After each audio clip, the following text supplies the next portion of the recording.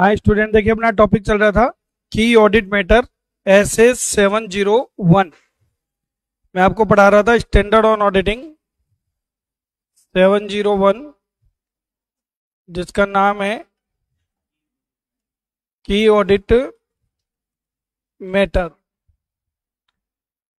कल आपने मुझसे इसमें 3 चीजें पढ़ ली थी कि ऑडिट मैटर का मीनिंग क्या है, एक बात। दूसरी चीज आपने मुझसे पढ़ी थी कि की ऑडिट मैटर इस ऐसे का उद्देश्य क्या है, ये ऐसे क्यों लॉन्च किया गया और ये किन चीजों का प्रतिस्थापन नहीं है। ये ऐसे किन चीजों का प्रतिस्थापन नहीं है, ये बातें आपने मुझसे पढ़ ली थी। अब एक आखिरी चीज और पढ़ लो, इसमें इतना काफी है आपके लिए कि जो की ऑडिट मैटर है इसका निर्धारण कैसे करेगा ऑडिटर। ऑडिटर किन मामलों को की ऑडिट मैटर माने, तो कोई तो फैक्टर होंगे, कोई तो तत्व होंगे जो उसको डिसाइड करवाते होंगे भाई ये मैटर क्या है, की ऑडिट मैटर है। तो हमें ये देखना है कि भाई ऐसे कौन कौन से फैक्टर्स हैं, ऐसे कौन से तत्व हैं जो की ऑडिट मैटर का निर्धारण करते हैं, जो की ऑडिट मैटर का निर्धारण करते हैं। अब ऑडिटर किन मामलों को मुख्य अंकेक्षण मामले माने, तो ऐसे कौन से तत्व हैं। तो देखो, आप हर किसी को तो की ऑडिट मैटर नहीं बोल सकते, नहीं समझे। अगर आप हर चीज को ये कहोगे कि बहुत इंपॉर्टेंट है तो फिर लोग कहेंगे भाई जो इंपॉर्टेंट नहीं है वो बता दो, बाकी तो हम मान ही लेंगे कि सारे ही क्या हैं। तो ऐसे नहीं होता, आपको डिसाइड करना रहेगा कि की ऑडिट मैटर क्या है। तो इसके क्या क्या फैक्टर है। सबसे पहला फैक्टर, ये ऑडिटर का स्वयं का क्या है, प्रोफेशनल जजमेंट है। ये ऑडिटर का स्वयं का क्या है, प्रोफेशनल जजमेंट, यानी कि पेशेवर निर्णय। ऑडिटर के निर्णय में जो महत्वपूर्ण है, जो मुख्य मामले हैं, उनको मुख्य मामला माना जाएगा। तो ये ऑडिटर का स्वयं का निर्णय है और हर ऑडिटर का अपना अपना निर्णय हो सकता है। तो इसकी कोई लिस्ट नहीं होती है कि सब ये मामले हमेशा क्या मानना, की ऑडिट मैटर मानना, ऐसी कोई लिस्ट इसमें नहीं होती है। तो जिस ऑडिटर को लग रहा है कि भाई ये की ऑडिट मैटर है वो डिस्क्लोज करेगा, जिसको लग रहा है नहीं है तो डिस्क्लोज नहीं करेगा। पहला फैक्टर समझ गए। दूसरा फैक्टर, नॉर्मली हम की ऑडिट मैटर उन्हीं को मानते हैं जो सामान्यतः किसको कम्युनिकेट किए जाते थे, TCWG को संप्रेषित होते हैं।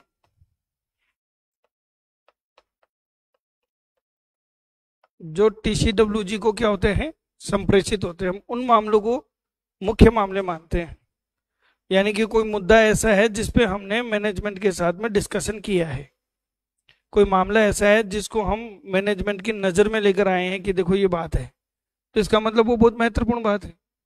मैनेजमेंट वैसे भी छोटी मोटी बातों पे, आपकी बातों पे ध्यान ही नहीं देगा, क्योंकि उनके पास इतना समय होता ही नहीं। आज मैं रिलायंस को ऑडिट करने जाऊँ और ये कहूँ कि मेरे को अंबानी से मीटिंग करनी है, तो अंबानी सबसे पहले ये कहेगा कि भाई आप मेरे जो भी साथ वाले हैं उनसे बात कर लो, मेरे से मिलने की क्या जरूरत है।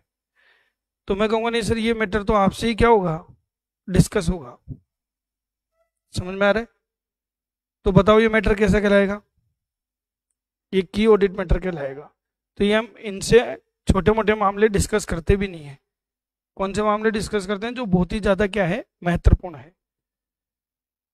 ये मैंने आपको डेफिनेशन में भी बता दिया था कि की ऑडिट मैटर ऐसे मामले होते हैं जो अंकेक्षक के पेशेवर निर्णय में बहुत ही महत्वपूर्ण है, जो सामान्यतः किसको कम्युनिकेट किए जाते हैं, TCWG यानी दोज चार्ज विथ गवर्नेंस को। ये तो आपने पढ़ ही लिया था। फिर भी अगर ऑडिटर को अपने जजमेंट में ये डिसाइड करना हो कि की ऑडिट मैटर है या नहीं है, तो इसके लिए हम ये कुछ तत्व बताने जा रहे हैं जिन्हें अक्सर ऑडिटर ये मान के चलता है कि ये बहुत ही ज्यादा महत्वपूर्ण मामले हैं, इन पे ध्यान देने की जरूरत है। और इनको मैं रिपोर्ट में लिख दूं तो ज्यादा बेटर है। तो वो कौन कौन से मामले होते हैं? पहला, ऐसे मामले जहां पे हाई रिस्क रहती है, किस चीज की? मटेरियल मिस स्टेटमेंट की, यानी कि जिसमें गड़बड़ होने की संभावना क्या है? ज्यादा है। High risk of material miss statement, कि जहां पर महत्वपूर्ण मिथ्या वर्णन होने की जोखिम का लेवल थोड़ा सा क्या है? ज्यादा है। तो वो मामले क्या कहलाते हैं? की ऑडिट मैटर कहलाते हैं। अब आप ही बताओ, जैसे सोचो आप ऑडिट करने जाते हो, ऐसे कौन से मामले जहां पे रिस्क इन्वॉल्व रहती है? सबसे ज्यादा सेंसिटिव आइटम कौन से होते हैं? चलो मैं आपको बताता हूं, आप मुझे बताना कि सेंसिटिव है या नहीं है। बैंक का बैलेंस, बताओ रिस्क की मामला है क्या?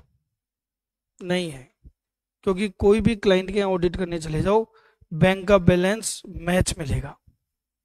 किससे मिलेगा? बैंक पासबुक से। तो उसमें कोई रिस्क मामला होता ही नहीं है, कम ही होता है उसमें रिस्क। थोड़ी बहुत रिस्क हो सकती है कि राम को चेक दिया, एंट्री शाम के खाते में कर दी, वो भी आजकल के ज़माने में तो होता ही नहीं, क्योंकि बैंक के स्टेटमेंट में नाम भी लिखा हुआ आ जाता है। तो ये तो बहुत रेयर केस हो गया, मतलब इसमें रिस्क होती ही नहीं है। तो फिर रिस्क किस में है सर? स्टॉक, सबसे ज्यादा सेंसिटिव आइटम ये है। केस, केस में तो ये मान लो कि जैसे होता है ना, खुली थाल के सामने सबका मन ललचाता है। भाई थाली खुली हुई पड़ी है, डिलीशियस आपके सामने क्या है? भोजन है, स्वीट्स है, और आपका मन कर रहा है खाने का। तो लोग चलते चलते साइड में से एक रसगुल्ला टिका ही लेते हैं, कि खुला था ना। तो लोग फ्रॉड करते हैं ज्यादा कहां पर? केस में, स्टॉक में। तो यहाँ पे रिस्क का लेवल थोड़ा सा क्या है? ज्यादा है। तो जो जो ऑडिटर को लगता है कि ये मामले थोड़े से रिस्की हैं, उनको वो की ऑडिट मैटर में दिखा देगा। एक बात समझ गए? दूसरी बात, बच्चों अकाउंट्स में एस्टिमेट होते हैं, जिसको अपन क्या कहते हैं? अकाउंटिंग एस्टिमेट्स, लेखांकन अनुमान। लेखांकन अनुमान, ये मामले हमेशा के लिए ही हमारे लिए की ऑडिट मैटर बनेंगे। कैसे? पहले तो बताओ, क्या अकाउंट्स में एस्टिमेट भी होता है? क्या अकाउंट्स हवा में चलती है? एस्टिमेट होता है क्या अकाउंट्स में, या नहीं होता? बताओ, होता है अकाउंट्स में एस्टिमेट? एक एग्जांपल दो। प्रोविजंस, डेप्रिसिएशन, इवन मैं आपको बताऊं पूरी अकाउंटिंग एस्टिमेट है अपने आप में। अब बैलेंस शीट बना रहे हो, बैलेंस शीट क्यों बनाते हैं? बैलेंस शीट का मतलब क्या है? बैलेंस शीट का मतलब ये है कि जो बैलेंस है इसको हम आगे क्या करेंगे? कैरी फॉरवर्ड करेंगे। नहीं, आप तो कैरी फॉरवर्ड हो जाओगे क्या आगे? जो बैलेंस शीट के बैलेंस को कैरी फॉरवर्ड कर रहे हो। डेटर्स के बारे में क्या कह रहे हो? इनसे पैसा लेना है, अभी लेंगे साहब इनसे, पता चले कि आपका ही ठिकाना नहीं रहा। डेटर्स तो देने के लिए आए, पर आप थे ही नहीं लेने के लिए, आप तो पहले ही अलविदा कह चुके हैं। तो हम तो हमारा जीवन ही एस्टिमेट भी जी रहे। क्या हम अपना जीवन अनुमान पे जीते हैं? जी रहे हैं ना। अगर हमें ये मालूम चल जाए कि कल हमारी पुण्यतिथि आने वाली है, तो आप सही सही बताओ, आप में से कौन जूनियर अकाउंटेंट की तैयारी करेगा? सर हमारी छोड़ो, आपकी बताओ कि आप तैयारी कराओगे क्या? तो सब खबर नहीं पल भर की और सामान जुटा रहे हो बरसों का। पर हम ये सोच के थोड़ी जीवन जीते हैं, हम तो मान के चल रहे हैं। क्या मान के चल रहे हो? सिकंदर ये मान के चल रहा है कि इसकी शादी भी होगी, और डोकरी इसके बुढ़ापे में भी प्राण पिएगी। तो उस डोकरी का इंतजाम कर रहा है ये। सोचो, अभी तो फेरे भी नहीं हुए और बाल बच्चों की प्लानिंग कर रहा है। बताओ, क्या आप इस तरीके से सोचते हो? सोचना पड़ता है, जीवन तो जीना ही है ना, हम तो ये अनुमान लेके ही चलते हैं। तो अकाउंट्स तो टोटली किसके ऊपर आधारित है? अनुमान पे। आप बैलेंस शीट बना रहे हो, अनुमान है। आप डेप्रीसिएशन लगा रहे हो, अनुमान है। कैसा होता है बताओ? डेप्रीसिएशन क्यों लगाते हैं? पढ़ चुके हैं ना डेप्रीसिएशन, हास का चैप्टर पढ़ चुके हैं। क्यों लगाते हैं? संपत्ति में घिसावट आ जाए, अप्रचलित हो जाए, तो हम क्या करते हैं? हास का प्रावधान करते हैं, वही वस्तु धीरे धीरे घिस रही है। मेरे पास में कार थी एल्टो, मेरे ससुर जी ने मेरी शादी में गिफ्ट करी थी मुझे, जिसे आप लोग दहेज कहते हो, ठीक है ना। तो मेरे ससुर जी ने मेरी शादी में मुझे कार दी थी। तो साहब क्या हुआ कि इनकम टैक्स एक्ट के अकॉर्डिंग कार के ऊपर डेप्रिसिएशन लगता है 15%। तो मैं हर साल अपनी बुक्स में 15% से क्या करता रहा? डेप्रिसिएटेड करता रहा। 3 लाख रुपए की गाड़ी थी पूरी सी। मैंने उसको 10 साल चलाया गाड़ी को, 10 साल मैंने उस गाड़ी को चलाया, सिंगल हैंड मेरे हाथ में चलती थी गाड़ी। अब 10 साल बाद में मेरे को लगा यार गाड़ी बूढ़ी हो गई। तो गाड़ी को आप रिप्लेस कर सकते हो, लाडी नहीं कर सकते हैं। लाडी चाहे बूढ़ी हो जाओ चाहे कुछ हो जाओ, वो तो सेम ही रहेगी। गाड़ी को आप रिप्लेस कर सकते हो, दूसरी ला सकते हो। एक्सचेंज और होता है आजकल कि पुरानी दे जाओ नई ले जाओ। मेरे सुनने में थोड़ा सा फर्क हो गया था, गाड़ी का ऑफर है, मैं लाडी को ही ले गया, ये पुरानी रखो नई दे दो। तो वहां सुनो तो सही, क्योंकि लाडी पे डेप्रिसिएशन नहीं लगता भाई, गाड़ी पे लगता है जिस पे घिसावट हो। यहां तो लाडी की तो फुलावट आ रही है, घिसावट कहां आ रही है? तो खैर डेप्रिसिएशन हर किसी वस्तु पे नहीं लगाया जा सकता। तो बताओ बच्चों, 10 साल बाद में मेरी बैलेंस शीट में कार कितने रुपए की दिख रही होगी? 15% लगाया जाओ। नहीं, जीरो तो नहीं होता है, क्योंकि WDV से जीरो होने में बहुत टाइम लगता है। पहले 3 लाख का 15% 45,000 गए, अब बच गए कितने? 2,55,000। फिर उसका 15%, फिर उसका 15% बचते बचते तो मेरी बुक्स में 25-30 हजार की वैल्यू थी। 30,000 मान लेते हैं। कार की वैल्यू कितनी रही?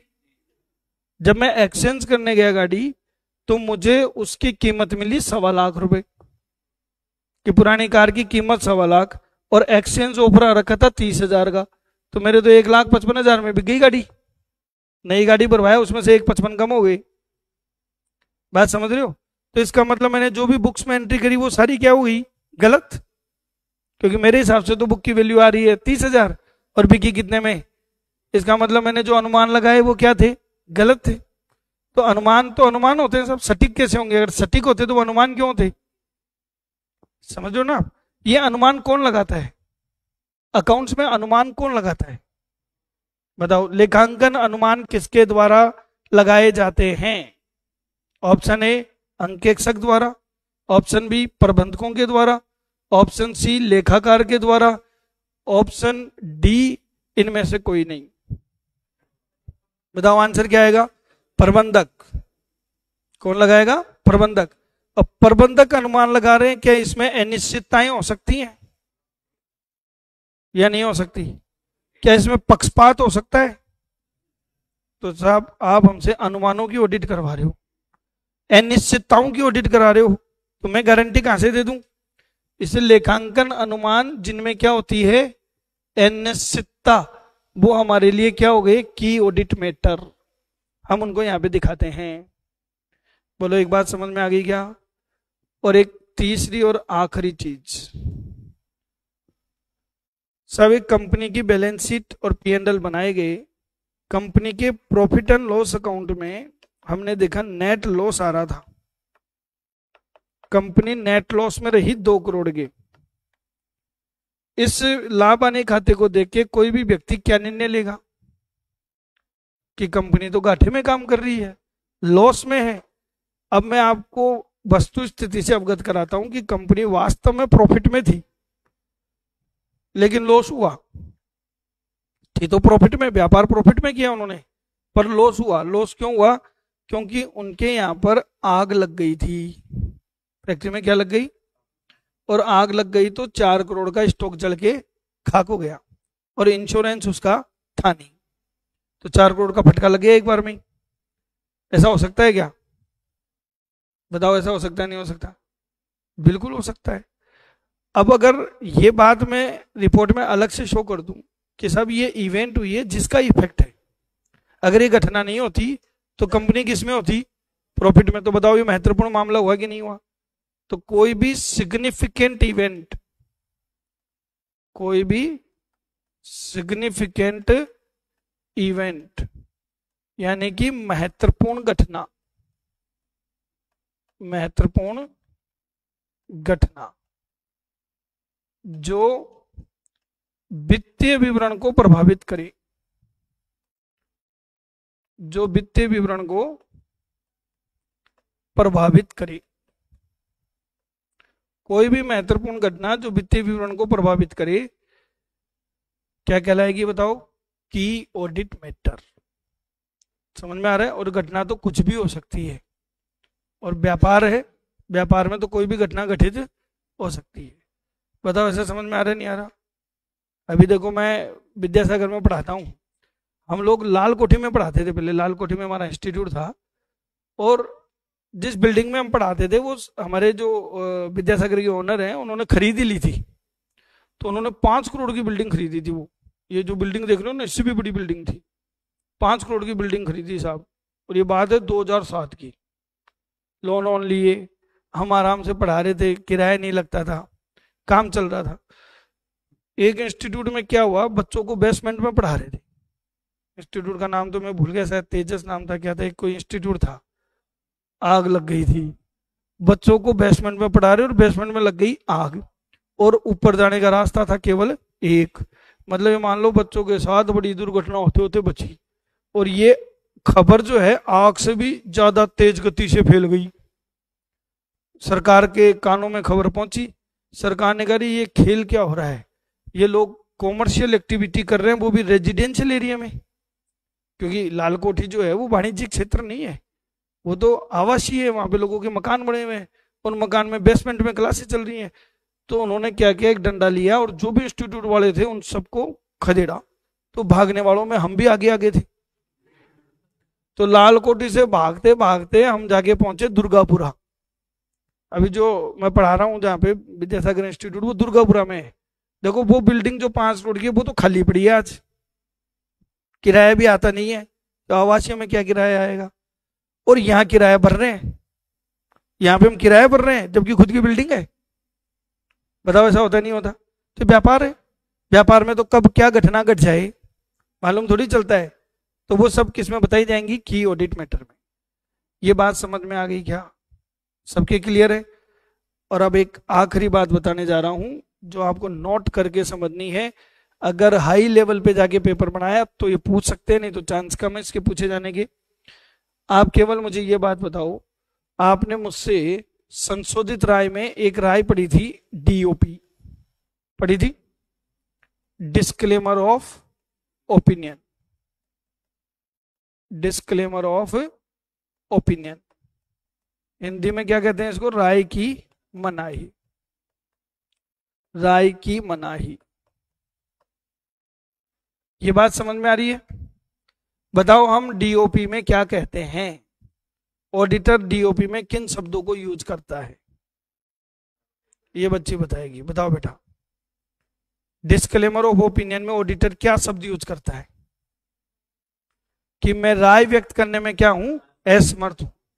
ऑडिटर ये शब्द यूज करता है कि I am unable to express my opinion, कि मैं राय व्यक्त करने में क्या हूं? असमर्थ हूं। ये बात समझ में आ गई?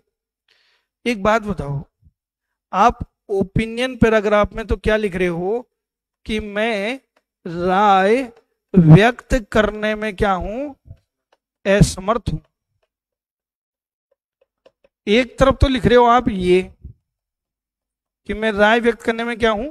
असमर्थ हूं, और एक तरफ आप क्या दिखाओ कि ऑडिट मैटर, कि साहब ये ऑडिट के मुख्य मुख्य क्या है? मामले हैं। क्या कुछ अटपटा नहीं लग रहा आपको? ऑडिटर एक तरफ तो क्या कह रहा है, मैं राय नहीं दे सकता, और एक तरफ कह रही हो कि ये मुख्य मुख्य मामले हैं। तो ये तो उत्तर और दक्षिण हो गया। जब तुम राय नहीं दे पा रहे तो मुख्य मामले कहां से आ गए? इसे ध्यान रखना बच्चों। अगर आप डीओपी दे रहे हो तो डीओपी के साथ कभी भी की ऑडिट मैटर यूज नहीं होगा। डीओपी के साथ में कभी भी क्या नहीं होगा? की ऑडिट मैटर यूज नहीं होगा। समझ में आ गया क्या?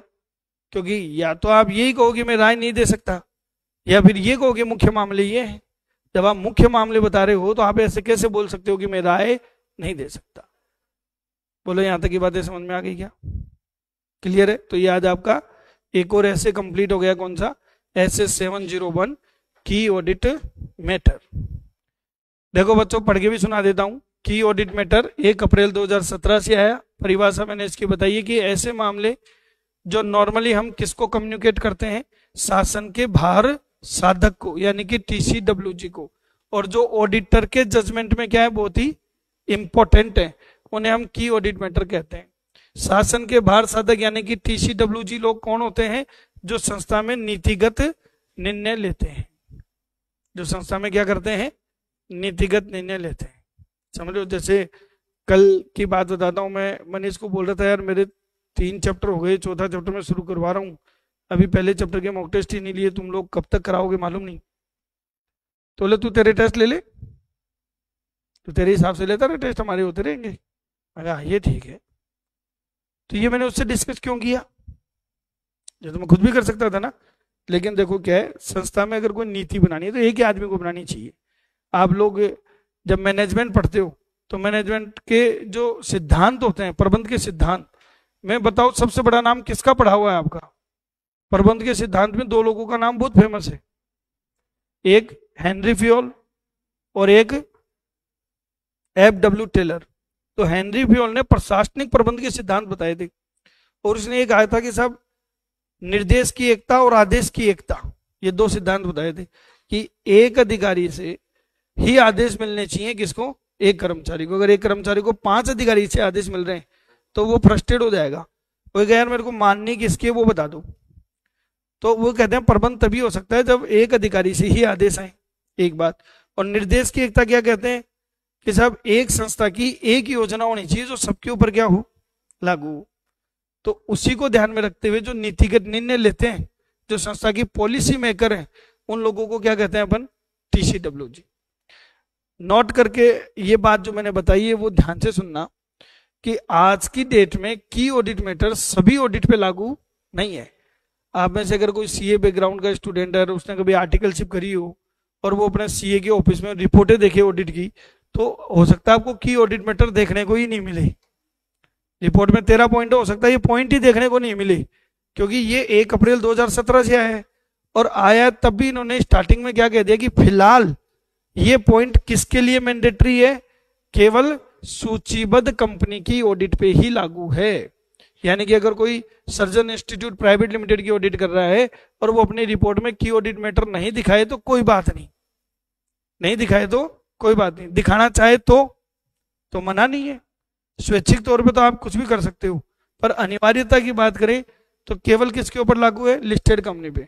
और अगर कोई रूल्स रेगुलेशन आ जाते हैं तो किसी भी कंपनी पर लागू हो सकते हैं। भाई रूल्स में लिख दिया कि ये काम करना है तो करना ही पड़ेगा।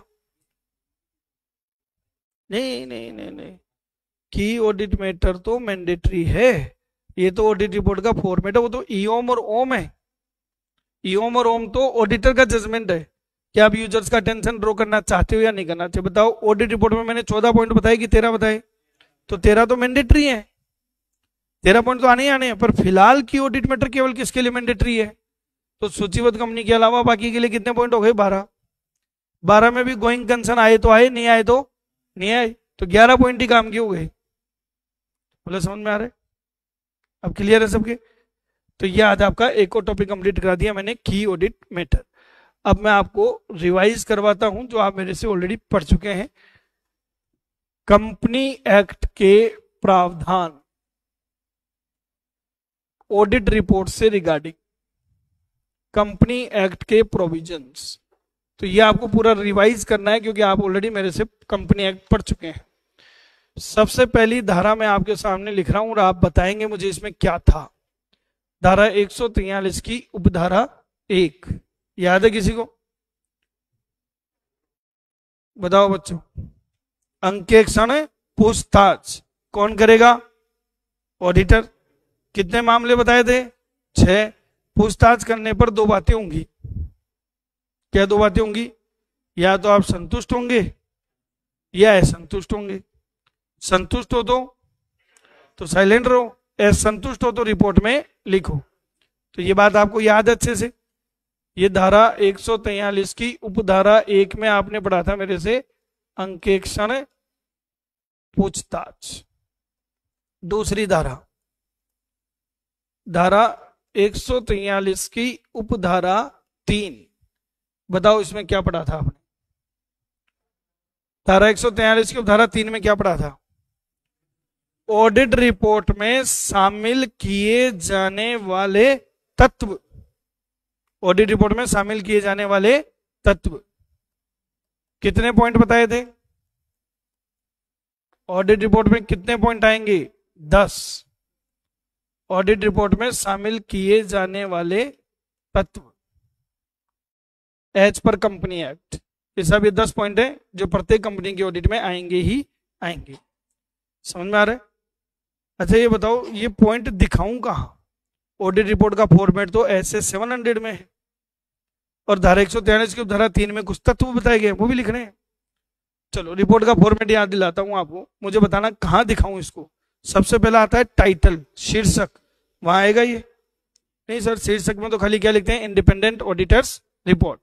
दूसरा आता है प्रेसिति, क्या प्रेसिति में आएगा ये? नहीं, प्रेसिति में तो खाली क्या लिखते हैं? To the members.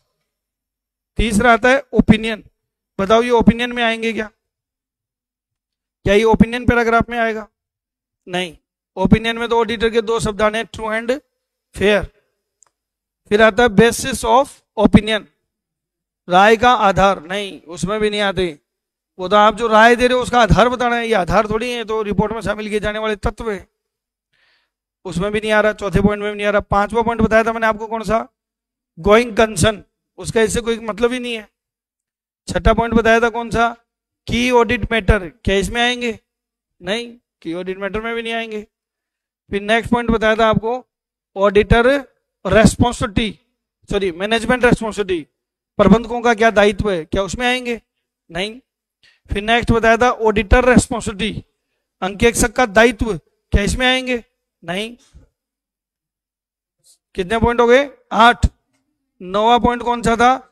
लोकेशन, कि साहब आपने अपनी रेस्पॉन्सिबिलिटी कहां पर रेफर करी है, तो इसमें भी नहीं आएगा। 10वां पॉइंट बताओ क्या था? अन्य प्रतिवेदन आवश्यकता,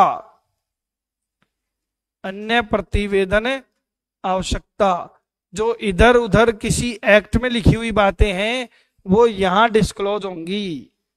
तो बताओ ऑडिट रिपोर्ट के कौन से टॉपिक में आएगा ये? अदर रिपोर्टिंग और रेस्पॉन्सिबिलिटी। तो कोई भी पॉइंट जो किसी एक्ट में लिखा हुआ है वो सारे इसमें आएंगे, चाहे वो धारा 143 की धारा 1 हो चाहे 3 की बातें हो। समझ में आ गया? क्योंकि अभी तो कंपनी एक्ट ही पढ़ रहे हो, इनकम टैक्स एक्ट भी कहता है, बहुत सारे एक्ट लागू होते हैं, उनमें भी रिपोर्टिंग रिक्वायरमेंट्स हैं। तो जो इधर उधर के एक्ट की रिपोर्टिंग रिक्वायरमेंट्स है वो सारी किस में आएंगी? अदर रिपोर्टिंग रेस्पॉन्सिबिलिटी में दिखाई जाएंगी। बोलो 2 धाराएं समझ में आ गई। तीसरी धारा अगर आपको ध्यान हो तो मैंने धारा 145 कराई थी, सेक्शन 145। बताओ ये किस रिगार्डिंग थी? ऑडिट रिपोर्ट पर हस्ताक्षर कौन करेगा? तो बताओ ऑडिट रिपोर्ट पर हस्ताक्षर कौन करेगा? जिसको नियुक्त किया गया। और इसके साथ हमें पढ़नी पड़ती है धारा 141 की उपधारा 2 कि यदि सीए फर्म को या एलएलपी को नियुक्त किया गया है तो ऑडिट रिपोर्ट पर हस्ताक्षर उस फर्म या एलएलपी का एक ऐसा साझेदार करेगा जो चार्टेड अकाउंटेंट है। ये भी पढ़ चुके हो आप ऑडिट रिपोर्ट से संबंधित। चौथा आपने मेरे से पढ़ा था बच्चों धारा 143 की उपधारा 2, ध्यान है, अंकेक्षक का कर्तव्य किस बात का? रिपोर्ट पर साइन करने का। और रिपोर्ट किसको प्रस्तुत की जाएगी? सदस्यों को। ये बातें किसमें लिखी थी? धारा 143 की उपधारा 2 में। एक आपने मेरे से पढ़ी थी धारा 143 की उपधारा 4। बताओ इसमें क्या था? याद है या भूल गए? यदि ऑडिटर अपनी राय कैसी देता है? संशोधित या मर्यादित, तो उसे संशोधन के या मर्यादा के कारणों का भी उल्लेख करना पड़ेगा। ये बात किसमें लिखी हुई? धारा 143 की उपधारा 4 में। ये बातें समझ में आ गई क्या? यहां तक ये सारी सेक्शन रिवाइज हो गई। और एक आखिरी सेक्शन ये आप मुझे बताएंगे, धारा 143 की उपधारा 11 पढ़ाई थी मैंने आपको। इसमें मैंने आपको बताया था कि केंद्र सरकार के पास ये शक्ति प्राप्त है कि वो किसी भी कंपनी को आदेश देके कुछ अतिरिक्त मामलों पर रिपोर्ट करवा सकती है। और उन अतिरिक्त मामलों का मैंने नाम दिया था कारो। अभी कौन सी आ गई? 2020। कारो की फुल फॉर्म बताओ? कंपनी ऑडिट रिपोर्ट ऑर्डर 2020, जो धारा 143 की उपधारा 11 में बताया गया था। तो अब हमारा इस चैप्टर का आखिरी टॉपिक हम शुरू करने जा रहे हैं। कौन सा? कारो 2020। समझ में आ रहा है? यहां तक क्लियर है? तो देखो यहां तक का पढ़ के भी सुना देता हूं। धारा 141 की उपधारा 2, 143 की उपधारा 1, 143 की उपधारा 2, 3, 143 की उपधारा 11 और 143 की उपधारा आपकी 145। अब हम क्या स्टार्ट करने जा रहे हैं? कारो 2020। कारो 2020 क्या है पहले तो ये बताओ। कारो 2020 है क्या? बताएंगे आप? बताओ क्या है कारो? कारो किसी कंपनी पर एडिशनल रिपोर्टिंग रिक्वायरमेंट की आवश्यकता है कि आप कुछ पॉइंट पर एक्स्ट्रा क्या करो? रिपोर्ट करो। समझ में आ रहा है? क्या ये एक्स्ट्रा रिपोर्टिंग सभी कंपनी के लिए लागू है? नहीं। सेंट्रल गवर्नमेंट ने आदेश जारी किए हैं और कुछ कंपनियों को इससे क्या कर दिया? एग्जेम्प्ट कर दिया। तो अब आपको इसमें मेन ये पढ़ना है कि कारो 2020 किन कंपनियों के ऊपर अप्लीकेबल होती है, किन कंपनियों के ऊपर लागू होती है। अच्छा बताओ इसका मीनिंग क्या समझे? आप बताओ मीनिंग क्या समझे इसका? मैं कह रहा हूं इन कंपनी पे लागू होती है, इसका मतलब क्या हुआ? मान लो मैंने एक नाम दे दिया कि साहब एक लिस्टेड कंपनी पे लागू होती है, तो इसका मतलब क्या हुआ? इसका मतलब ये हुआ कि जो लिस्टेड कंपनी की ऑडिटर ऑडिट करने जाएगा वो बाकी सारी चीजें तो रिपोर्ट करेगा, सो करेगा ही। कारो में कुछ एक्स्ट्रा मैटर बताए गए हैं और कारो 2020 में टोटल 21 पॉइंट्स बताए गए हैं। ये 21 पॉइंट्स हैं जिनके ऊपर ऑडिटर को एक्स्ट्रा क्या करनी पड़ेगी? रिपोर्ट करनी पड़ेगी। समझ में आ गया क्या? और ये पॉइंट किसने बताए हैं? ये सेंट्रल गवर्नमेंट ने बताए हैं। कारो 2020 किसके द्वारा लॉन्च की गई है? सेंट्रल गवर्नमेंट के द्वारा। सेंट्रल गवर्नमेंट ने ये किसको आदेश दिए हैं? ये कंपनी को आदेश दिए हैं कि भाई आप अपने सीए से ये एक्स्ट्रा पॉइंट के ऊपर रिपोर्ट करवाओगे। किसको आदेश दिए गए हैं? ये कंपनी को आदेश दिए गए हैं। कितनी तारीख को आदेश दिए गए थे? 25 फरवरी 2020। पर दुर्भाग्यवश क्या हुआ कि ये ऑर्डर आया 25 फरवरी 2020 को, जिसमें इन्होंने ये कहा कि जो फाइनेंशियल ईयर कौन सा आएगा? 2020 सॉरी 2000 मार्च, हाँ 2020-21, 2020-21 के लिए जो भी ऑडिट होंगी ये एक्स्ट्रा पॉइंट रिपोर्ट किए जाएंगे जिनके ऊपर एक आरोप क्या है? लागू है। पर दुर्भाग्यवश हुआ क्या कि 25 फरवरी को तो ये आया और मार्च में लॉकडाउन आया, तो अर्थव्यवस्था पूरी बिगड़ गई। सोचो ये तो इंडिया था और मोदी सरकार थी इसलिए बच गए अपन। अगर चाइना होती तो चाइना वालों ने क्या किया? 2-2 साल तक लॉकडाउन लगा दिया। चाइना में तो यही हालात है। और अब मर रहे हैं वहां पे लोग दनादन। मतलब जो त्राहिमाम अपन ने यहाँ देखा था ना, अब तो अपन मजे से घूम रहे हैं। नहीं तो लोग शादियों में भी बोलने लग गए थे 2 गज की दूरी बहुत है जरूरी। और तो खाएं कैसे भाई? मास्क लगा के खाओ। तो मेरे जैसे फिल्टर मास्क लेके आ गए कि भाई मुझे इतना खुला रहे जाए, टिकाते रहे। ऐसे भी कॉन्सेप्ट आ गए थे, शादियां 50 लोगों में निपट गई थी। ऐसे सिचुएशन भी आ गए थे। वो सारी सिचुएशन आज चाइना में आज हो रही है, क्योंकि उन्होंने 2 साल तक लॉकडाउन लगा के ये सोचा कि बीमारी आएगी ही नहीं। पर हमारे इंडियंस के साथ क्या है भाई, कोई बात नहीं, जिसको मरना होगा मर जाएगा, जिसको बचना होगा वो सेंसा कहलाएगा। तो ये सारी भीड़ सेंसाओं की है। जिनको मरना था वो तो मर गए, जो झेल गए सो झेल गए। तो अब हम अपने अंदर इम्यूनिटी डेवलप हो गई, इसको हर्ड इम्यूनिटी कहते हैं भाई। पूरे सब लोगों में फैल जाए एक बार, हो जाने दो एक बार बीमार। तो अब अपने कोरोना से खतरा रहा नहीं, तो कोरोना भी इधर आता ही नहीं। अब बोले बेकार देश है, बोले इनको परवाह ही नहीं है, इज्जत ही नहीं देते मेरे को। तो अब चाइना को लपेट रखा है। पर क्या हुआ, 2 महीने लॉकडाउन लगा ना, उस 2 महीने में अर्थव्यवस्था क्या हो गई, एकदम चरमरा गई, बिगड़ गई पूरी। ऊपर से सरकार नियम लगा रही है कि एक्स्ट्रा रिपोर्टिंग करना। सीए साहब के साहब हमें एक्स्ट्रा रिपोर्टिंग करना है। बोले रिपोर्टिंग क्या करनी, कुछ है ही नहीं। बोले काम धंधा तो नहीं है, तुम रिपोर्टिंग की बातें कर रहे हो। भाई कोई व्यापार करें, कुछ कमाई करें, कुछ लेन देन किया हो, यहाँ तो इज्जत बचा के बैठे, वही बड़ी बात है। धंधा बंद नहीं हुआ, गोइंग कंसर्न खतरे में नहीं आई, यही बड़ी बात है। तो सरकार ने क्या किया, इसको डेफर्ड कर दिया 1 साल के लिए कि सब 20-21 पे ये लागू नहीं होगा। तो ये कब से लागू किया गया, वित्त वर्ष 2021-22 से लागू किया गया। लागू करना था 2020-21 से, पर 1 साल के लिए गवर्नमेंट ने इसको डेफर्ड कर दिया कि भाई ये नियम कायदे कानून इनके ऊपर नहीं लगाएंगे। लेकिन आज की डेट में तो कारो क्या है, लागू है। बोलो यहां तक की बात समझ में आ गई क्या? तो ये तो था इसका बेसिक इंट्रोडक्शन। अब गवर्नमेंट बताओ एक्स्ट्रा रिपोर्टिंग क्यों चाहती है, इसका मर्म समझा दो। आपको ये पढ़ने की जरूरत नहीं पड़ेगी कि ये किन पे लागू होती है। बताओ एक्स्ट्रा रिपोर्टिंग क्यों चाहिए सरकार को? केंद्र सरकार को क्या पड़ी है जो कंपनियों को आदेश दे रही है कि तुम सीए से रिपोर्ट करवाओ और पब्लिक को दो? क्योंकि सरकार जो है वो चाहती है कि ये नीरव मोदी जैसे लोग पैदा नहीं हो, और ये जो पब्लिक के पैसों के साथ में छल कपट होता है ये नहीं होना चाहिए। ऐसा होता है क्या, बताओ?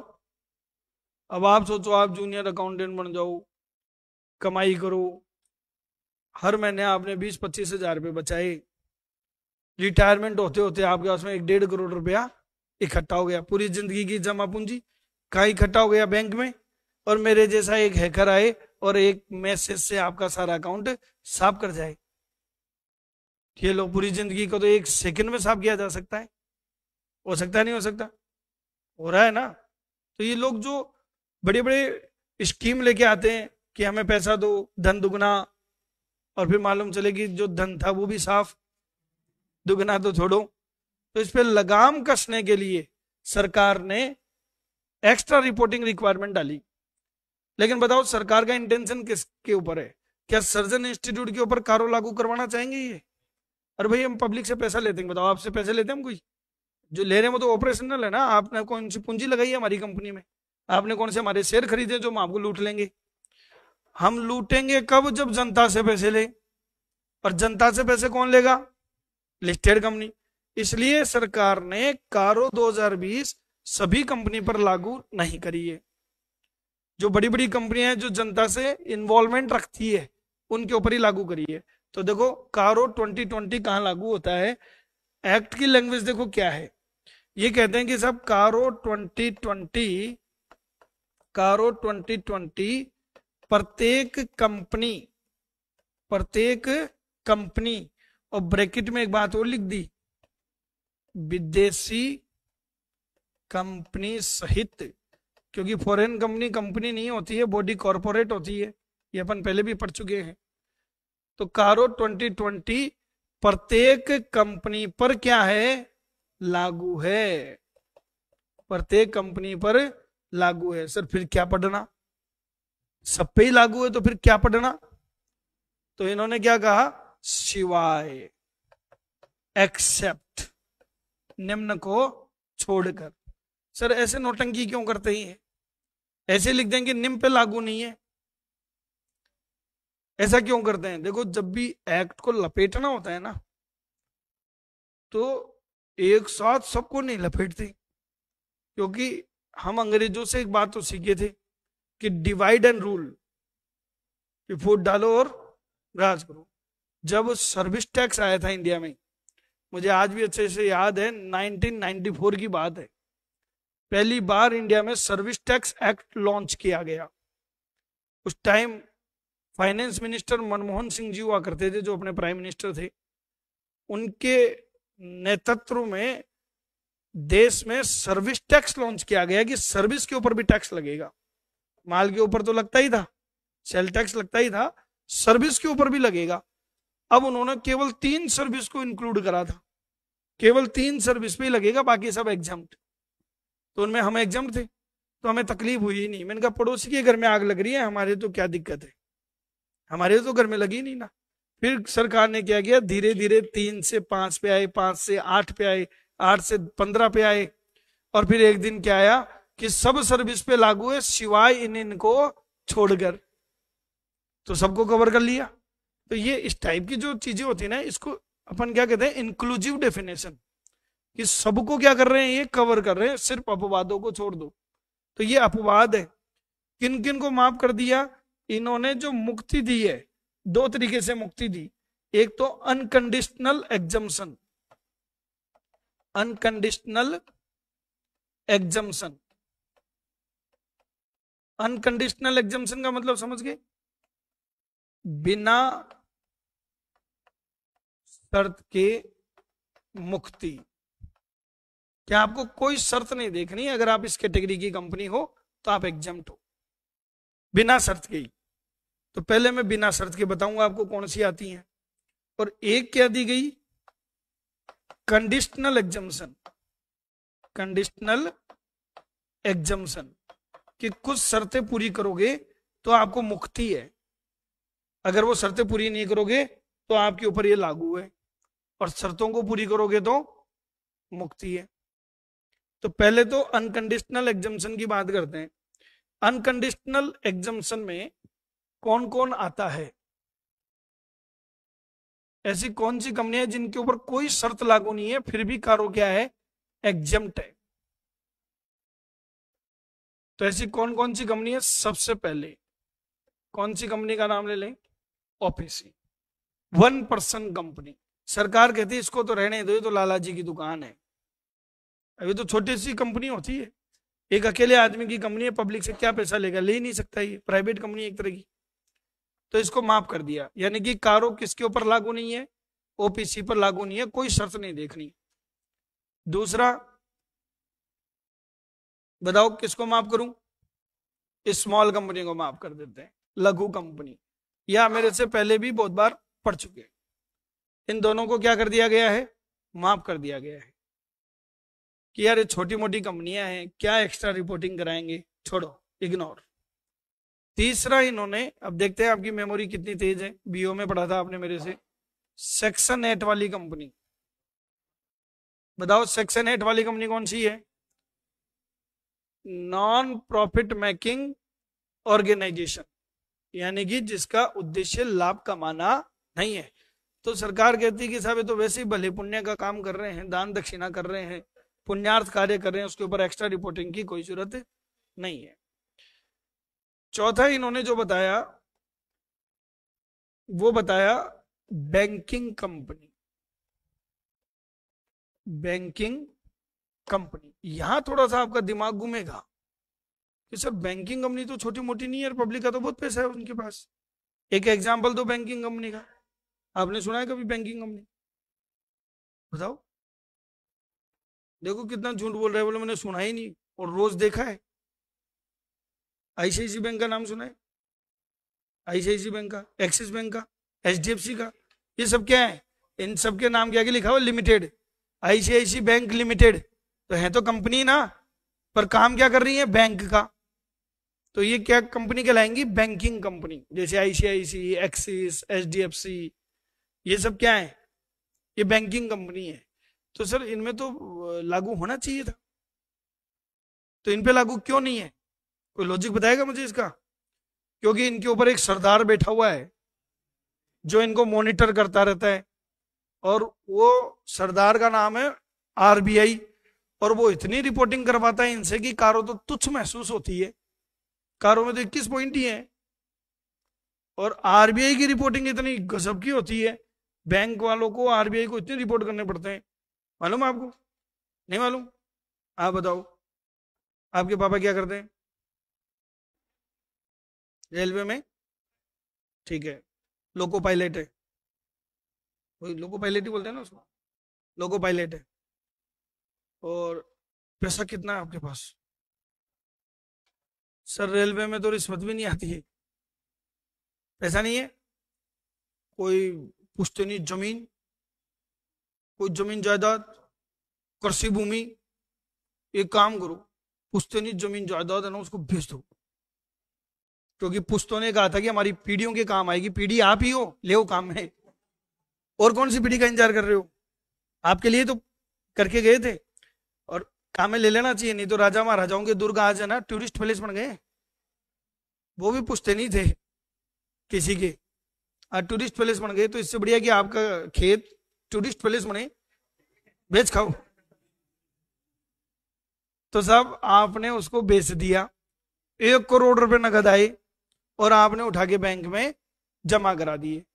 बस इतना सा काम कर दो आप, फिर देखो कैसे इनकम टैक्स डिपार्टमेंट का नोटिस आएगा लहराते हुए कि जनाब इतने करोड़ की जमीन बेची, हमें बताया तक नहीं, मजे कर रहे हो पैसों के, कुछ हिस्सा तो हमारा भी है। आप ये सोच सोच के परेशान कि ये इनकम टैक्स वाले को मालूम कैसे चल गया, उनको क्या मालूम मेरे अकाउंट में मैंने कब पैसे जमा कराए? वो बैंक वालों ने रिपोर्टिंग करी, ये बैंक के ऊपर मैंडेटरी रिक्वायरमेंट है कि रिपोर्टिंग करेंगे। आप सेविंग अकाउंट में 10 लाख से ज्यादा जमा करा दो, इनकम टैक्स रिटर्न मत भरो, इनकम टैक्स का नोटिस आना तय है। आप क्रेडिट कार्ड ले लो, 2 लाख से ज्यादा की परचेज कर लो, आपके पास में नोटिस आना तय है। आप ये फोन पे पेटीएम यूज करते हो ना, इसमें 10 लाख से ज्यादा के लेन देन कर दो पूरी साल में, आपके पास नोटिस आना तय है। आप कार खरीद लाओ बिना पैन कार्ड के, नोटिस आना तय है। तो ऐसे बहुत सारे पैरामीटर बना रखे हैं, और ये सारे पैरामीटर बैंकिंग कंपनी किसको रिपोर्ट करती है? आरबीआई को। आरबीआई से कहाँ जाते हैं? डिपार्टमेंट में।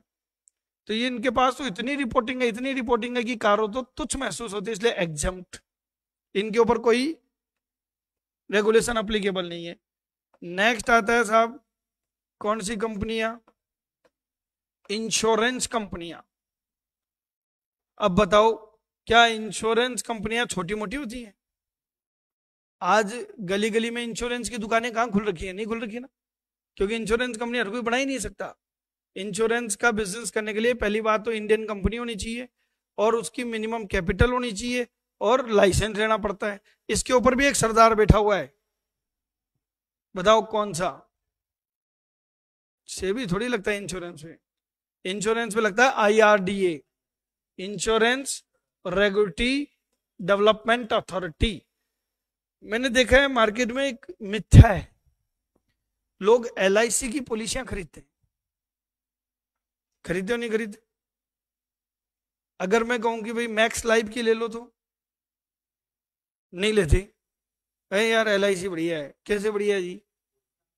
सरकारी है, तो आपको ऐसा लगता है मैक्स लाइफ भाग जाएगा। सबके ऊपर आईआरडीए बैठा हुआ है, रूल्स रेगुलेशन सबके बराबर है, सिर्फ आपका मन का बहम है और कोई फर्क नहीं है। इस बात का फायदा कौन उठाता है? एलआईसी। एलआईसी से आप पॉलिसी लो, उसका प्रीमियम देखो, और दूसरी कंपनियों से पॉलिसी लो, उसका प्रीमियम देखो, बहुत फर्क है। वो हाई रेट लेता है क्योंकि आपका ट्रस्ट है, जबकि रेगुलेशन तो सबके ऊपर किसके लग रहे हैं? आईआरडीए के। समझ लो, मैंने मेरा इंश्योरेंस करा रखा है 2 करोड़ का, और टाटा एआई से ले रखा है मैंने LIC से नहीं ले रखा, टाटा AIA से 2 करोड़ का, पर वो टर्म प्लान है। पैसा कब मिलेगा घर वालों को? जब मैं मर जाऊं। सर आप मरे नहीं तो कुछ नहीं मिलेगा। इंश्योरेंस का मतलब सुरक्षा ही तो होता है। अब मान लो मेरे मन में विचार आया यार सुसाइड ही कर लेते, कम से कम घर वालों को 2 करोड़ तो देके जाए। बताओ मैं सुसाइड कर लूं तो पैसा मिलेगा क्या? बिल्कुल मिलेगा। किसने कह दिया? इंश्योरेंस पॉलिसी ले लो, सुसाइड भी कवर है 1 साल के बाद। 1 साल का उसमें वेटिंग पीरियड है। तो अगर किसी को सुसाइड करनी हो पहले पॉलिसी लो, 1 साल वेट करो, फिर सुसाइड करो, घर वालों को पैसा मिलेगा। और वाह सर सब तो हर कोई ऐसा कर लेगा। देखो ऐसा कोई नहीं करता, क्योंकि सुसाइड जो करते हैं ना उनके मन में सिर्फ 5 मिनट के लिए विचार आते हैं। वो 5 मिनट में खेल खेल गया तो ठीक, नहीं तो बाद में खेलेगा भी नहीं। बाद में नहीं खेलता, वो प्रोग्राम कैंसिल। ऐसा होता है क्या? ऐसा ही होता है। प्लान करके कौन सुसाइड करता है? वो तो मन में विचार आते हैं उस टाइम, और विचार आते हैं तो अभी देखो कल एक सतीश कौशिक जी थे, उनकी डेथ हुई। आज के दैनिक भास्कर में पढ़ रहा था मैं, उसमें आया कि साहब उन्होंने भी एक, उनके मन में विचार आए थे कि यार सुसाइड ही कर लेता हूं। और उनकी एक फिल्म आई थी चोरों का राजा, रूप की रानी चोरों का राजा, अनिल कपूर की उनकी वो डायरेक्टर थे। वो सुपर फ्लो फिल्म गई और उससे उनको इतना धक्का लगा कि उनके मन में विचार आया कि मैं सुसाइड कर लेता हूं।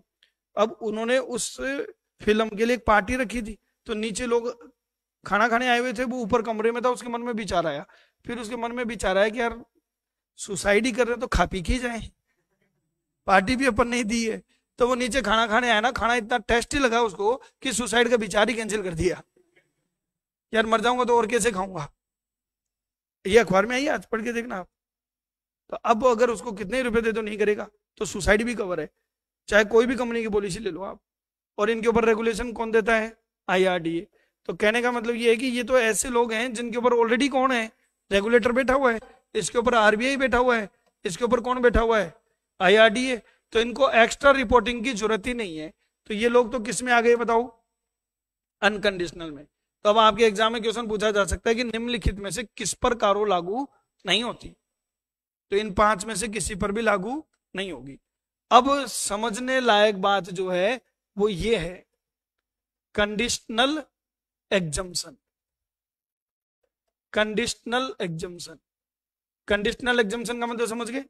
क्या आपको मुक्ति तो मिल जाएगी, कारो आपके ऊपर लागू नहीं होगा, पर कुछ शर्तों को क्या करना पड़ेगा? पूरा करना पड़ेगा। तो ये कौन सी कंपनी के लिए है?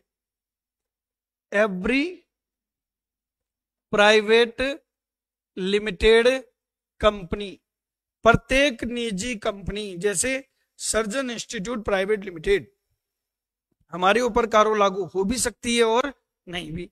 कुछ शर्तें हैं, अगर हमने पूरी कर दी तो हमारे ऊपर कारो लागू नहीं होगी, नहीं तो हो जाएगी। एवरी प्राइवेट लिमिटेड कंपनी जो सार्वजनिक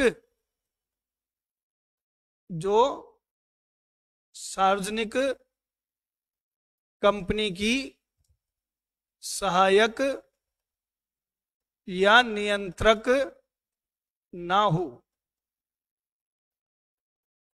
जो सार्वजनिक कंपनी की सहायक या नियंत्रक कंपनी ना हो। मतलब समझे? चलो एक बार फिर से BO की बात रिवाइज करवाता हूं। अगर कोई प्राइवेट कंपनी पब्लिक कंपनी की सहायक है तो उसको क्या मान लिया जाता है? Public company. और पब्लिक कंपनी पे तो कारो लागू है। पब्लिक कंपनी पर तो कारो क्या है? लागू है। तो कारो किन पे लागू नहीं है?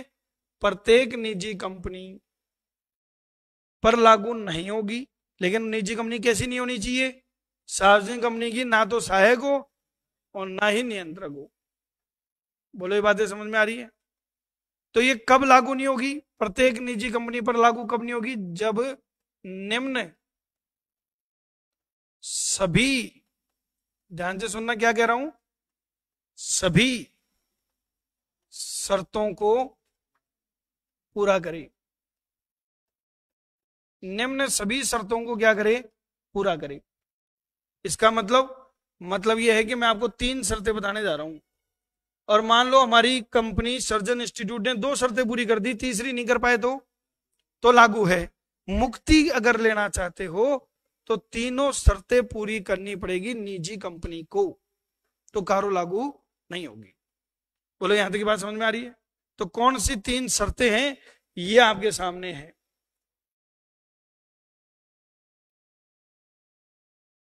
पहली, जिसकी पेडअप कैपिटल और रिजर्व्स 1 करोड़ या 1 करोड़ से क्या हो, कम हो। यानी 1 करोड़ तक अगर हमारी पूंजी है तो हमारे ऊपर कारो लागू नहीं है। बोले इनका इंटेंशन देखो घुमा के फिर वही है, कौन सी कंपनियों को लपेटना चाह रहे हैं? जो बड़ी कंपनियां हैं उनके ऊपर क्या लागू होती है, कारो लागू होती है। तो हमें यहां पर ये देखना है कि हमारी एक तो पूंजी पेडअप कैपिटल और प्लस रिजर्व्स। रिजर्व का मतलब समझ गए ना, संचय, जो भी लाभ हमने क्या कर लिए, इकट्ठे कर लिए। तो पूंजी और लाभों का संचय ये 1 करोड़ हो या 1 करोड़ से कम हो।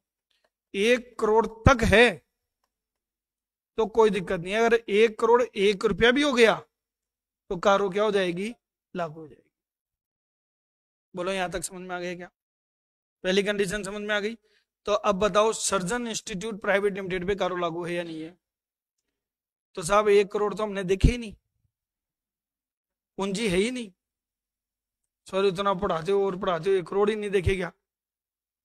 पूंजी थोड़ी है, तो वो तो रिसीट है, वो तो टर्नओवर है। पूंजी तो मतलब जो हमने पैसा लगाया। अब आप सर्जन के सारे ये जितने भी तामझाम देख रहे हो इनको अगर टोटल करोगे तो 20 लाख ही नहीं निकलेगा। समझो, ये टेबल कुर्सी तो बिकनी ही नहीं। ले देके कैमरा टीवी ये बिक जाए तो बिक जाए, सेकेंड हैंड में जाएंगे ये भी। तो ज्यादा पैसा थोड़ी लगा हुआ है, पैसा तो मतलब पूंजी लगा रखी है आपने अपनी, और ये भी लाभ इकट्ठे हो गए आपके कितने, 1 करोड़ से ज्यादा, तो फिर कारो लागू है, नहीं तो कारो लागू नहीं है। दूसरी कंडीशन देखो क्या कह रही है कि जिसने बैंक से या वित्तीय संस्था से, फिर ध्यान देना, ऋण ले रखे हैं, लेकिन ऋण किससे, बैंक से और वित्तीय संस्था से। अगर संचालक से ले रखे होंगे तो, अपने ही डायरेक्टर से लोन ले रखे हो तो, जैसे मान लो सर्जन इंस्टीट्यूट को मैंने ही लोन दे दिया, सदस्य से ऋण ले रखे हैं, संचालकों से ले रखे हैं, तो वो नहीं गिनने, खाली किसके देखने, बैंक और पूरे साल में एक भी दिन 1 करोड़ या 1 करोड़ से कम ही हो, यानी 1 करोड़ 1 रुपया भी नहीं होना चाहिए। 1 करोड़ 1 रुपया भी था पूरी साल में और ड्यूरिंग द ईयर आपने पेड भी कर दिया, यानी 31 मार्च को आपका कर्जा केवल 80 लाख का बचा है, तो भी कारो क्या है, लागू है। पूरी साल में 1 करोड़ या 1 करोड़ से क्या हो, कम, तो ही आप एग्जाम्प्ट हो। बोलो दोनों बातें समझ गए, यहां तक क्लियर है? और तीसरा है टर्नओवर, शॉर्टकट में क्या मान लो, टर्नओवर। मैंने ब्रैकेट में एक और लिखा है डिसकंटिन्यूइंग बिजनेस। कई बार क्या होता है, हम कोई बिजनेस करते हैं बीच में क्या कर देते हैं, उसको बंद कर देते हैं, तो ड्यूरिंग द ईयर टर्नओवर तो उसका भी वही है, उसको भी इंक्लूड करो। तो साहब वित्त वर्ष में 10 करोड़ या 10 करोड़ से क्या हो, कम हो। समझ में आ गई बात? तो फिर कारो लागू नहीं होगी। तो 3 शर्तें हो गई, पूंजी और संचय 1 करोड़ या 1 करोड़ से कम हो, ऋण 1 करोड़ या 1 करोड़ से कम हो, और टर्नओवर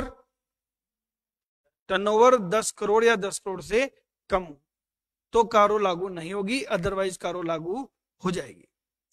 अब बोलो समझ में आ गया क्या, क्लियर है क्या सबके?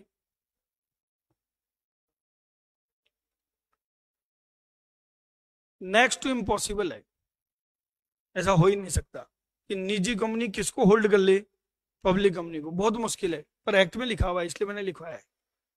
प्रैक्टिकली ये संभव नहीं है, पर एक्ट में लिखा हुआ अगर हो तो कारो लागू हो जाएगी। बोलो यहां तक समझ में आ गया क्या? अब एक सिंपल सा क्वेश्चन पूछूं, विद्यासागर कैरियर इंस्टीट्यूट लिमिटेड पर कारो लागू है या नहीं है? और कोई सूचना नहीं दे रहा, बस मैं आपको, विद्यासागर कैरियर इंस्टीट्यूट लिमिटेड पर कारो लागू है या नहीं है, इसके अलावा मैं कोई सूचना नहीं दे रहा। चलो आंसर देना शुरू करो, बताओ बच्चे। हाँ आप बताओ, लागू है या नहीं है? आप बताओ जी। नहीं है, है, लागू है। क्वेश्चन रिपीट, चलो रिपीट कर देते हैं। विद्यासागर कैरियर इंस्टीट्यूट लिमिटेड पर कारो लागू है या नहीं है? नहीं है, लागू है, लागू है। हाँ भाई आप लोग बताओ, लागू है? इधर इस बच्चे ने मना कर दिया, पीछे से आपके विरोधी स्वर आ रहे हैं कि नहीं नहीं सर लागू है। इधर आपने मना किया, मना किया ना, आपने मना किया था। बेटा आपने मना क्यों किया ये बताओ। सब कुछ तो पता चल रहा है, और कैसे पता चले? सब कुछ तो पता चल रहा है आपको। ये तो मैं आपको पूरा बीओ में चैप्टर करा चुका हूं, और कैसे समझाऊं? चलो एक सिंपल सा क्वेश्चन पूछूं, उसका जवाब दे दोगे? विद्यासागर कैरियर इंस्टीट्यूट लिमिटेड कौन सी कंपनी है, निजी की सार्वजनिक? और चाहिए जानकारी? आपको ये कैसे मालूम चला कि ये सार्वजनिक है? नाम क्या आगे लिमिटेड लिखा हुआ है, नाम क्या आगे लिमिटेड लिखा हो तो सार्वजनिक कंपनी है। क्या सार्वजनिक कंपनी को मुक्ति दी है क्या मैंने? बताओ दी है क्या मुक्ति? आपके सामने देख लो, ये लिस्ट है। क्या ये ओपीसी है? ओपीसी के नाम क्या आगे ओपीसी लिखा हुआ मिलेगा। स्मॉल कंपनी हमेशा प्राइवेट लिमिटेड होती है, पब्लिक कंपनी कभी भी स्मॉल नहीं होती। धारा 8 में तो है नहीं, फोकट में थोड़ी पढ़ा रहे हैं वो लोग, पैसे ले रहे हैं। पुण्यार्थ तो तब माना जाए ना, तब फोकट में पढ़ाएं, तब पुण्यार्थ माना जाए, समझ लो। तो धारा 8 वाली भी नहीं है, बैंक है नहीं, इंश्योरेंस है नहीं, और निजी कंपनी है नहीं। तो बताओ जितनी भी सार्वजनिक कंपनियां हैं उनके ऊपर कारो क्या है, और सूचीबद्ध कंपनियों पर उन पे भी है। तो लागू इन पे नहीं है बस। तो ये शर्तें किसके लिए देखनी है? निजी कंपनी के लिए। अब समझ में आ गया? चलो एक और question, surgeon institute private limited पर कारो लागू है या नहीं है? अब इसका आप डायरेक्ट ब्लाइंड आंसर नहीं दे सकते, इसके लिए आपको और क्या चाहिए? सूचना चाहिए कि सर आपकी पूंजी कितनी है। 1 लाख रुपए है, हमने 1 लाख रुपए पूंजी लगाई है बस, बाकी ऋण ले रखे हैं। तो सर ऋण कितने? ऋण देखो बैंक वाले तो मेरे गेट से बाहर ही निकाल देते हैं। चौकीदारी कहता है, बोले ये कौन है? मैंने कहा मनीष सर है। बोले दिख तो नहीं रहे कहीं। मैं कहा ये कम ही दिखते हैं, थोड़े से हवा निकली हुई है। तो बोला नहीं ये इतने पतले आदमी को हम लोन नहीं दे सकते। तो कोई बात नहीं साहब, मैं मेरी वाइफ को ले गया। आपको जैसे साइज के आदमी चाहिए वैसे मिल जाएंगे। तो वहां प्रॉब्लम ये कि वो गेट के अंदर ही नहीं घुस पा रही है। अरे बोले कुछ ज्यादा ही एक्सेस लिया है। मैं कहा साहब मिड साइज वाला काम नहीं है हमारे पास, हमको गेट से बाहर निकाल दिया, चौकीदार नहीं। कोई ऋण विण नहीं देंगे, तो जो पैसे लगा रखे हमने लगा रखे, रिश्तेदारों से ले लिया कर्जा। और मान लो वो 2 करोड़ है, तो कारो लागू होगी नहीं होगी? नहीं होगी, क्योंकि बैंक से तो ले ही नहीं रखा, बैंक देता ही नहीं, मैं तो ले लूंगा किसी से। समझ गए? और रही बात टर्नओवर की 10 करोड़ की, कॉमर्स वाले नहीं कर सकते, कॉमर्स वाले नहीं कर सकते, चाहे जान निकाल के दे दें अपनी, क्योंकि बहुत लिमिटेड स्कोप है साहब। 6 साल में एक बार बारिश होती है हमारे यहाँ, ठीक है, और उसमें भी लिमिटेड होती है, और कई बार तो होते होते रुक जाती है। ऐसा है ना, होते हैं साहब, कई बार ओले ही पड़ जाते हैं, और कई बार सूखा आ जाता है। तो टर्नओवर हमारा 10 करोड़ का, मतलब ही नहीं। तो बताओ सर्जन इंस्टीट्यूट प्राइवेट लिमिटेड पर कारो लागू होगी कि नहीं होगी? नहीं होगी। तो ये बच्चों आज आपका चैप्टर कंप्लीट करा दिया मैंने। एक आखिरी नोट करके मैंने पॉइंट लिखा है, हो सकता है एडवांस लेवल पे ले जाएं तो पूछ लें। कारो 2020 समेकित वित्तीय विवरण पे लागू नहीं होती। समेकित का मतलब जानते हो? कंसोलिडेशंस। कंसोलिडेशन जानते हो? आप होल्डिंग कंपनी हो और आप इनकी सब्सिडरी हो। आप क्या हो? आप सूत्रधारी कंपनी हो और आप इनकी क्या हो? सहायक हो। क्या आप अपनी बैलेंस शीट बनाएंगे? बिल्कुल आप अपनी बनाएंगे, और आप अपनी बनाएंगे, और फिर इन सबकी मर्ज होके एक बनेगी। जैसे पंजाब नेशनल बैंक की 11,000 ब्रांच है पूरे देश में, आप कहां के हो? गंगानगर में पीएनबी है क्या? और आप कहाँ के हो? जयपुर में भी पीएनबी है। आप कहाँ के हो? भरतपुर। भरतपुर पे तो कमेंट करना ही खतरनाक है। कहीं भरतपुर वाले आए जयपुरियों को साफ कर गए। अभी हम लोग है ना, कहीं बच्चे जाते हैं भाई किराए पे मकान लेना है, उनको रूम लेना है, तो सामने वाला पूछता भाई कहाँ का है? अगर तेरे को इससे क्या मतलब, नहीं बता यार।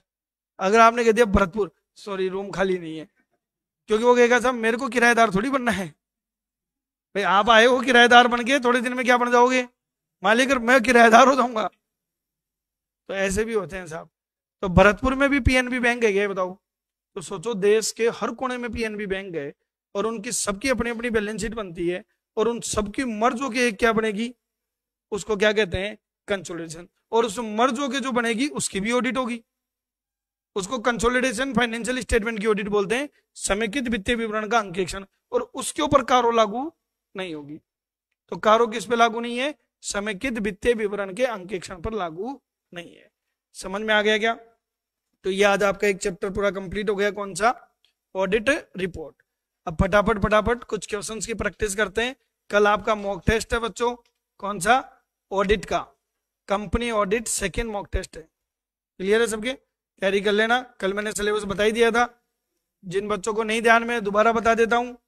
कंपनी ऑडिट सेकंड का मॉक टेस्ट है कल, और वो टेस्ट में धारा 143, धारा 146, धारा 147, धारा 148 और वाद विवाद और निर्णय, ये टॉपिक आप करके लाना। कल इसका टेस्ट लेंगे। मंडे को आपका कंज्यूमर प्रोटेक्शन एक्ट का टेस्ट है। ठीक है, अभी जो मैं पढ़ा चुका हूं फटाफट टेस्ट भी कवर करते हैं। चलिए तो स्टार्ट करते हैं ऑडिट रिपोर्ट और सर्टिफिकेट का। फटाफट फटाफट आंसर बताते जाओ। सरकारी कंपनी का अंकेक्षक अपनी रिपोर्ट किससे प्रस्तुत करता है? बिल्कुल सही आंसर। आंसर क्या आएगा? डी, केक को। चलो ये बताओ बच्चों, यदि अंकेक्षक जांच कार्य के दौरान पाता है कि संस्था के लेखाक्रम के सिद्धांत, संस्था के लेखाक्रम के सिद्धांतों में एक रूपता नहीं है, तो ऐसी स्थिति में ऑडिटर कौन सी रिपोर्ट देगा? कैसी रिपोर्ट देगा? स्वस्थ तो देने से ना, क्योंकि सब कुछ सही है ही नहीं, सब कुछ सही नहीं है। मिश्रित रिपोर्ट का कोई कॉन्सेप्ट होता ही नहीं, मर्यादित रिपोर्ट देगा। समझ में आ गया?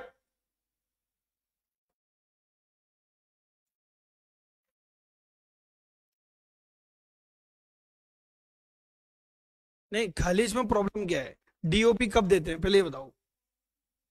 राय की मनाही कब देगा? जब उसको साक्ष्य ही नहीं मिले। यहां ये थोड़ी कह रहा है क्वेश्चन, ये कह रहा है कि साहब साक्ष्य मिले तभी तो आप बता पा रहे हो कि सिद्धांतों की पालना नहीं हो रही। तो जो गड़बड़ है वो लिख दोगे बस। तीसरी चीज, कंपनी अंकेक्षक अपनी रिपोर्ट किससे संबोधित करता है? किसको एड्रेस करता है बताओ?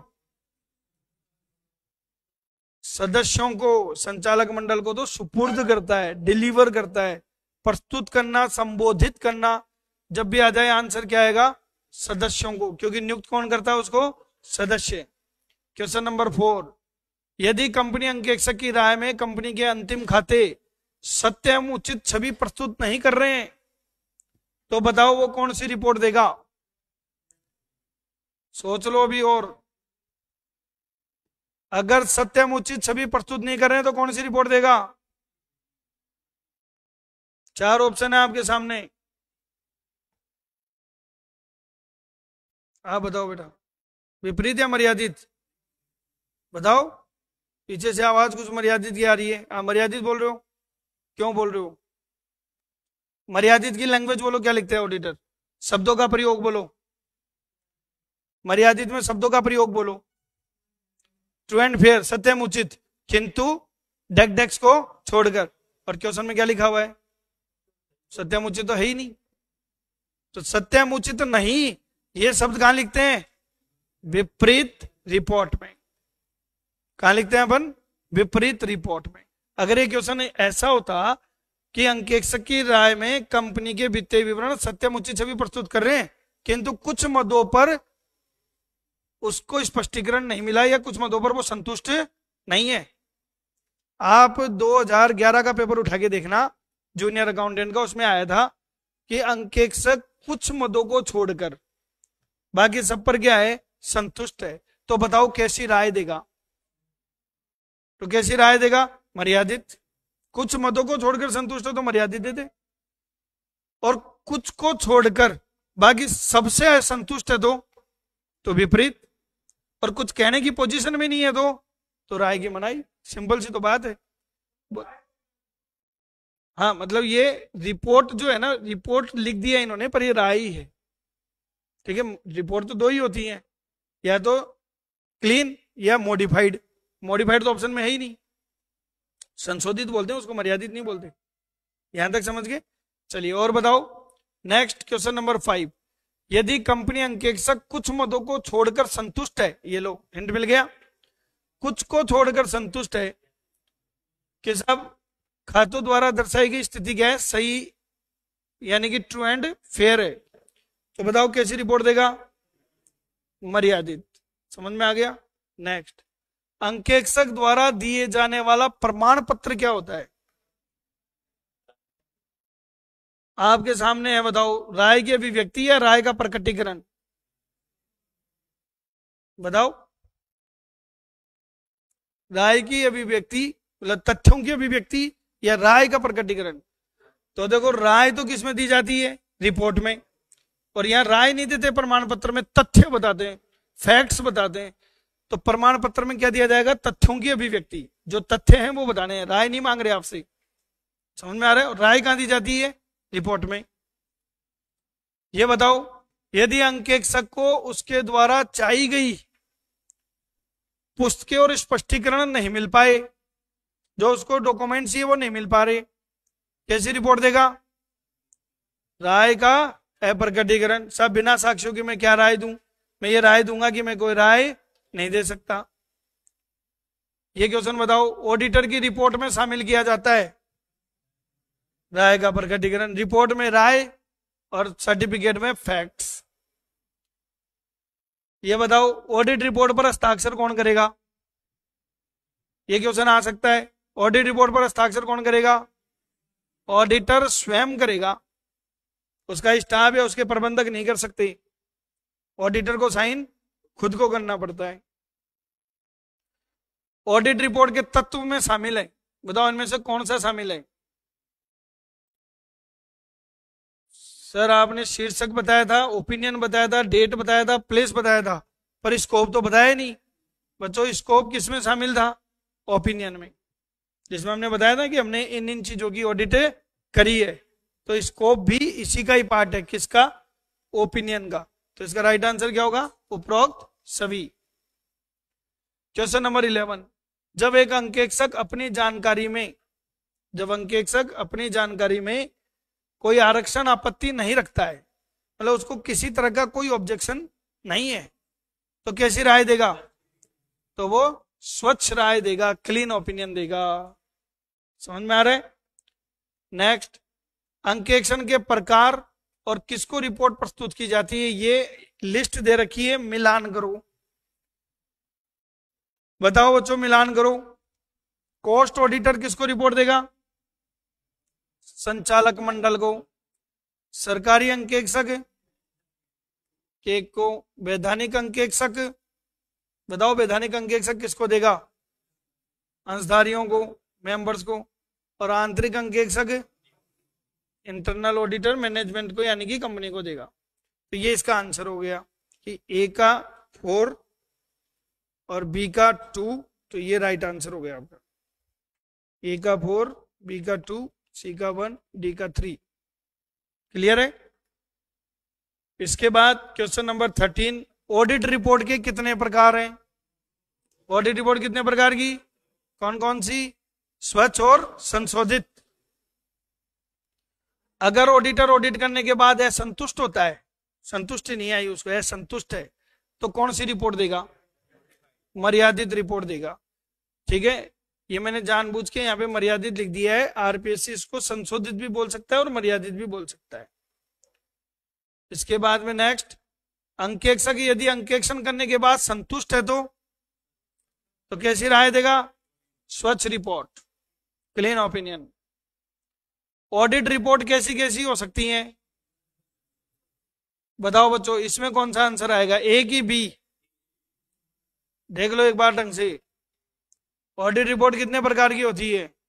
2 प्रकार की। कौन कौन सी? एक तो स्वच्छ और एक संशोधित, यानी कि मॉडिफाइड। तो इंग्लिश में भी देख लो एक बार, क्लीन एंड मॉडिफाइड। तो आंसर क्या होगा इसका? बी। समझ में आ रहा है? सर ए में क्या प्रॉब्लम है? ये तो संशोधित का एक भाग है। क्लियर है यहां तक का? नेक्स्ट, ऑडिट रिपोर्ट प्रस्तुत की जाती है। सर ये तो बताया नहीं कौन सी क्या, तो ऑप्शन से काम निकालो। क्या आंसर दोगे बताओ इसका? कंपनी के सदस्यों को। कहां पर? एजीएम में। नेक्स्ट, ऑडिटर को अपना विचार देना चाहिए। क्या विचार देना चाहिए? कि वित्तीय विवरण सत्य एवं उचित छवि प्रस्तुत करते हैं, ट्रू एंड फेयर व्यू। तो राइट आंसर क्या आएगा इसका? ए। विचार की अस्वीकृति दी जाती है। राय की मनाही या विचार की अस्वीकृति कब दी जाती है?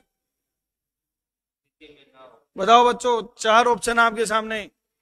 हाँ, डी बिल्कुल सही जवाब। जब अंकेक्षक अपना विचार देने की स्थिति में ही नहीं हो तो वो क्या देगा? विचार की अस्वीकृति।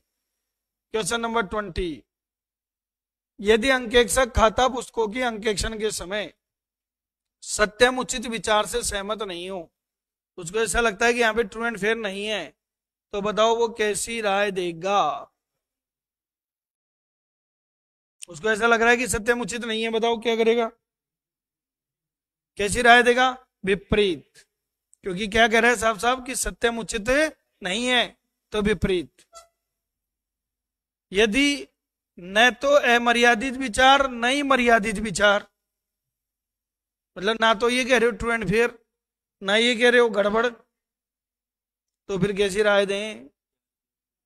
विचार की अस्वीकृति। क्योंकि आप कहने के लायक ही नहीं हो, ना तो सही बता रहे हो ना गलती बता रहे हो, तो कुछ ही मत बोलो। ये कह दो कि मैं कुछ बोलने की पोजीशन में नहीं हूं। नेक्स्ट, ऑडिट रिपोर्ट का आवश्यक तत्व है उपरोक्त सभी। नेक्स्ट, यदि अंकेक्षक को कोई अपवाद या आपत्ति नहीं है, कोई उसको प्रॉब्लम नहीं है, तो कैसी राय देगा बताओ? अगर कोई तकलीफ नहीं है, कैसी राय देगा? स्वच्छ। स्वच्छ का दूसरा नाम क्या है? अमर्यादित। क्वेश्चन नंबर 24, अमर्यादित विचार वाली अंकेक्षण रिपोर्ट दूसरा क्या नाम कहलाती है? स्वच्छ। अनमॉडिफाइड को क्या कहते हैं? क्लीन। क्लियर है बच्चों? तो ये आपका ऑडिट रिपोर्ट का चैप्टर भी पूरा क्या हो गया? कंप्लीट। और अब हर एक दूसरे दिन टेस्ट लूंगा, तो इसलिए तैयारी करते रहना, और टेस्ट को एग्जाम मान के अगर दोगे तो आपको ही फायदा है। इससे क्या रिवाइज भी हो जाएगा आपका। तो आज आप ऑडिट पढ़ेंगे जाके, कंपनी ऑडिट का सेकेंड पार्ट, और फिर एक दिन छोड़ के अपन ये भी लेंगे ऑडिट गवर्नमेंट कंपनी का, और फिर एक टेस्ट लेंगे ऑडिट रिपोर्ट का। ठीक है, चलिए।